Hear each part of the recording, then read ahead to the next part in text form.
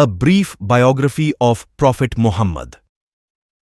इन हिंदी पैगंबर मोहम्मद का जीवन परिचय तथा उनकी शिक्षाएं। हजरत मोहम्मद अरब के एक धार्मिक और सामाजिक नेता तथा इस्लाम के संस्थापक थे।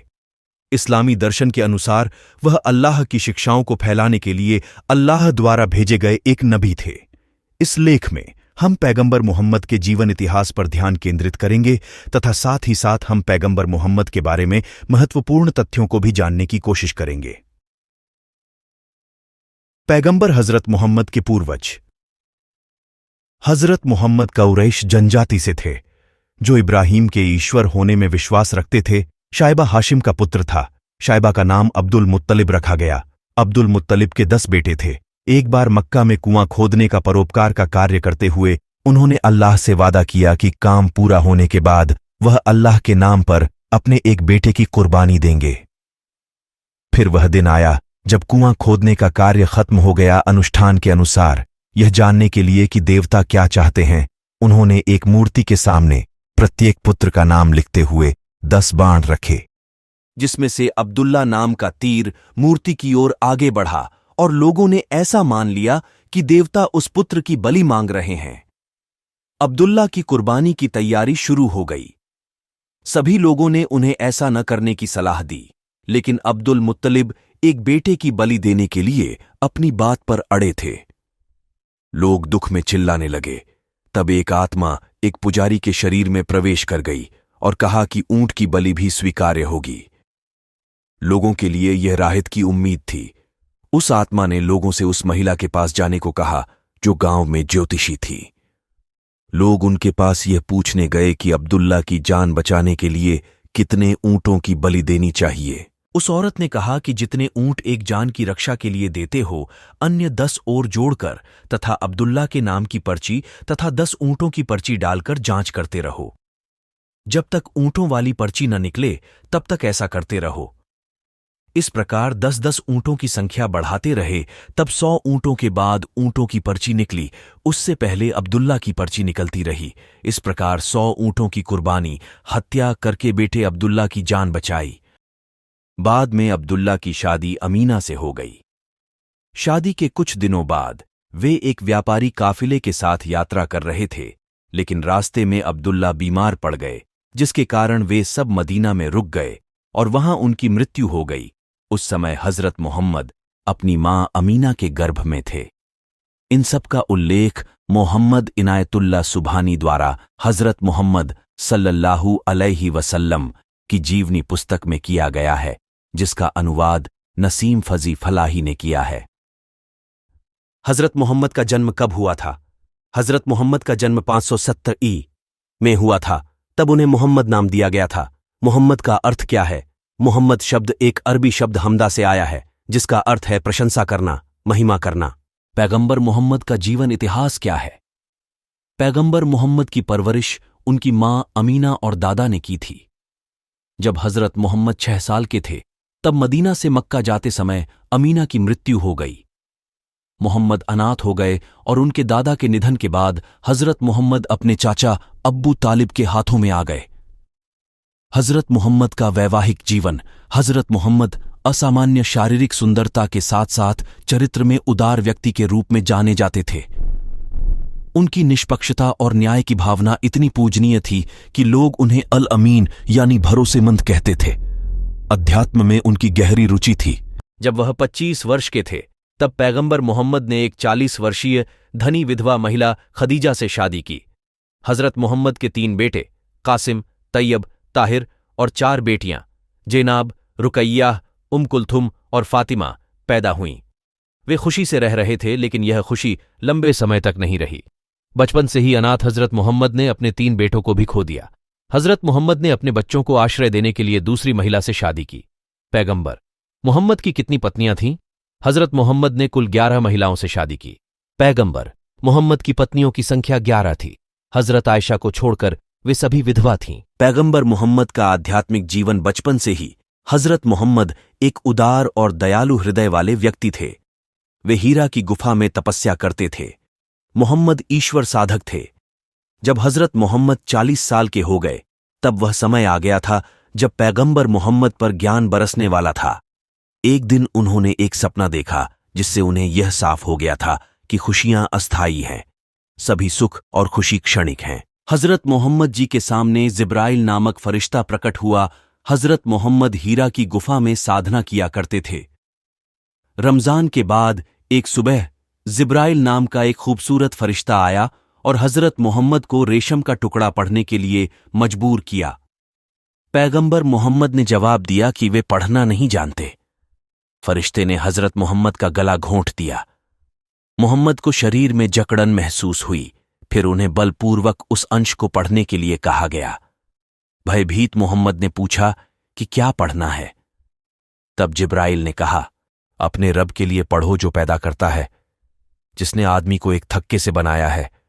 बोलो, तुम्हारा भगवान सबसे उदार है, जिसने मनुष्य को कलम से सिखाया, मनुष्य को वह सिखाया जो वह नहीं जानता था। मोहम्मद को फौरन वह सब याद आ गया जो फरिश्ता ने बताया था और फरिश्ता वापस चला गया। मोहम्मद को डर के मारे पसीना आ रहा था। मोहम्मद नहीं जानते थे कि वह फरिश्ता कौन था। मोहम्मद डर से कांप रहे थे। अचानक एक आवाज आई, मोहम्मद। हजरत मोहम्मद ने देखा कि फरिश्ता एक आदमी के रूप में खड़ा था। उन्होंने कहा, आप अल्लाह के दूत हैं और मैं जिब्राइल हूं। इससे मोहम्मद घबरा गए और वह बेहद कांपने लगा।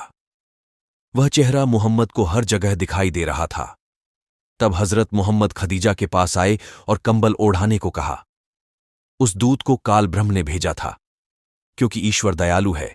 ईश्वर अपनी आत्मा पर कभी अत्याचार नहीं करता और ईश्वर द्वारा भेजे गए फरिश्ते हमेशा विनम्र और प्यार करने वाले होते हैं।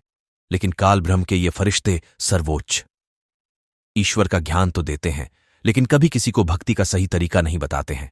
वरका इब्न नवल हदीस के शब्द। पत्नी खदीजा ने हजरत मोहम्मद को आश्वस्त करने की पूरी कोशिश की कि ईश्वर आपको मारने के लिए आत्मा नहीं भेजेगा। हजरत मोहम्मद को डर था कि उनकी मौत हो जाएगी। खदीजा मोहम्मद जी को अपने चचेरे भाई वरका इब्न नवल के पास ले गई, जो एक बहुत बूढ़ा व्यक्ति था तथा यहूदियों और ईसाइयों के शास्त्रों का जानकार भी था। उसने घोषणा की कि स्वर्गीय दूत जो पुराने समय में मूसा के पास आया था, वही मोहम्मद के पास भी आया है और उस फरिश्ते ने मोहम्मद को लोगों के पैगंबर के रूप में चुना है। साथ ही साथ उन्होंने मोहम्मद जी भविष्य में होने वाले विरोध से भी अवगत कराया। इससे मोहम्मद चिंतित हो गए। उस समय अरब में लोग मूर्ति पूजा और बहुदेववादी यानी अनेक देवताओं पर विश्वास रखने वाले थे। हजरत मोहम्मद के जन्म के समय पूरा अरब धर्म के बहुदेववादी रूप में विश्वास करता था। अरब इब्राहिम के वंशज थे जो एकेश्वरवादी थे। इसके बावजूद अरब के लोग बहुदेववाद का समर्थन कर रहे थे और इसलिए हजरत मोहम्मद अगले संदेश की प्रतीक्षा कर रहे थे। दूसरी बार हीरा गुफा में हजरत मोहम्मद फिर से हीरा गुफा में पूजा करने के लिए जाने लगे। एक दिन वही फरिश्ता आया और मोहम्मद जी कांपने लगे, लेकिन इस बार खुशी और संतोष भी था। पैगंबर मोहम्मद आए और खुद को ढक लिया। फरिश्ता उसके पास आया और कहा, हे कपड़े में लिपटा हुआ आदमी, जागो और भगवान के डर से अल्लाह का गुणगान करो। अपने दिल को शुद्ध और बहुदेववाद से दूर रखो। उसके बाद जिब्राइल कई बार आया और काल ब्रह्म द्वारा दिया गया ज्ञान मोहम्मद जी को दिया, लेकिन अल्लाह को पाने की उचित और सच्ची भक्ति नहीं बता सका और अल्लाह को पाने के लिए मोहम्मद जी को बखाबर सूरह अल फुरकान आयत 25 की शरण लेने के लिए कहा। लोगों से इस्लाम कबूल करने को कहा गया। अब जिब्राइल अधिक बार आने लगा और अल्लाह के ज्ञान और आयत को सर्वोच्च ईश्वर बताने लगा। उन्होंने ऐसा मोहम्मद को उनका दायित्व याद दिलाने के लिए तथा वजू इस्लाम में एक धोने की रस्म और नमाज कैसे पढ़ी जाए बताने के लिए किया। स्वर्ग में हजरत मोहम्मद ने अपनी बहन उम्मे हानी से कहा कि अवचेतन अवस्था में उन्होंने देखा जिब्राइल उनके पास आया और उन्हें किसी अन्य स्थान पर ले गया। उसने उसे लेटा दिया और चाकू से मोहम्मद की छाती को चीर दिया और ईमानदारी और कौशल दक्षता से भरा एक सुनहरा थाल लेकर आया, जिसे फरिश्ते ने मोहम्मद जी के दिल में भर दिया और फिर से उनकी छाती को ठीक कर दिया। फिर वे सफ़ेद रंग के जीव पर बैठे बैत अल मकदीस के पास गए। हजरत मोहम्मद वहां मूसा, इब्राहीम और ईसा से मिले। मोहम्मद ने नमाज पढ़ी। तब जिब्राइल उन्हें स्वर्ग ले गया, जहां उन्होंने आदम को एक ही में समय रोते और हंसते हुए देखा। वह रो रहा था जब उसने अपने बेकार बच्चों को बाईं ओर देखा और उसी समय योग्य बच्चों को दाईं ओर देखकर हंसा।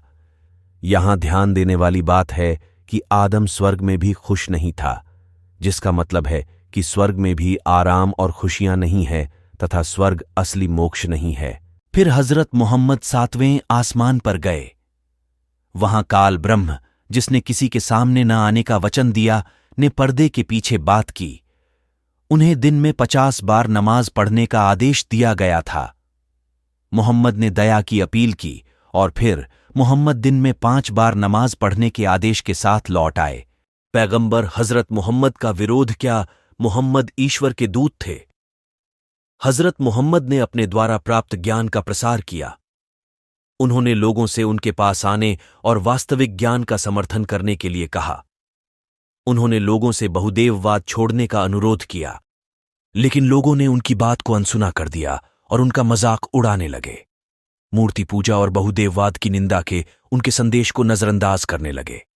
मक्का के लोग मोहम्मद को खतरे के रूप में देखने लगे। अधिकांश लोग जिन्होंने मोहम्मद को भरोसेमंद अल अमीन के रूप में प्रशंसित किया था, वे खुद मोहम्मद पर विश्वास नहीं कर सके। इतना ही नहीं, लोगों ने पत्थर भी फेंके और मोहम्मद को घायल कर दिया।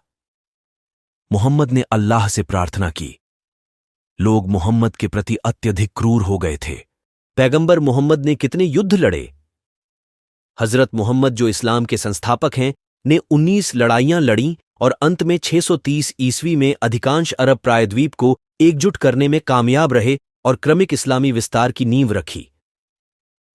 पैगंबर मोहम्मद की मृत्यु कैसे हुई? पैगंबर मोहम्मद की मृत्यु कब हुई थी? हिजरत का 10वां साल था, साल 622 ई। हजरत मोहम्मद अपने 1 लाख से अधिक अनुयायियों के साथ हज के लिए गए थे। इस अंतिम तीर्थ को हज्जतुल विदा या हिज्जतुल वालाक कहा जाता है। यह मोहम्मद का आखिरी हज था। 3 महीने के हज के बाद बीमारी ने उन्हें जकड़ लिया। ऐसा बुखार अप्रत्याशित रूप से पहले कभी नहीं हुआ। मोहम्मद ने अपनी सभी पत्नी से आयशा के पास रहने की अनुमति ली। मोहम्मद अत्यधिक कमजोर हो गए और बीमारी दिन पर दिन बढ़ने लगी। स्थिति इतनी खराब हो गई है कि पत्नियां और अनुयायी घबरा गई हैं। हजरत मोहम्मद ने लोगों से अपने द्वारा दुख पहुंचाने के लिए माफी मांगी। उन्होंने यह भी कहा कि यदि उन्होंने किसी को अपशब्द कहा या किसी से कुछ लिया हो तो वे न्याय कर सकते हैं। अगर कोई चाहता है तो बदला भी ले सकता है। बुखार नियंत्रण से बाहर था। हजरत मोहम्मद दर्द से तड़प रहे थे और ठंडा पानी ले रहे थे और चेहरे पर हाथ मल रहे थे। उन्हें तेज दर्द हो रहा था। उन्होंने शोक करना शुरू कर दिया। यहूदियों और ईसाइयों पर धिक्कार है। वे अपने नबियों की कब्रों की पूजा, सजदा करते हैं। वह असहनीय कठिनाई का सामना कर रहा था और मरते समय अल्लाह से रहम की प्रार्थना की।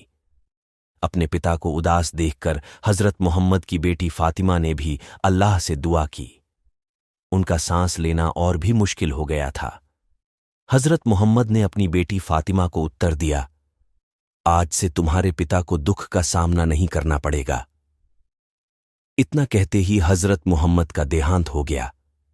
उपरोक्त घटना को मोहम्मद इनायतुल्लाह सुभानी द्वारा हजरत मोहम्मद सल्लल्लाहु अलैहि वसल्लम की जीवनी में पढ़ा जा सकता है, जिसका अनुवाद नसीम फजी फलाही ने किया है।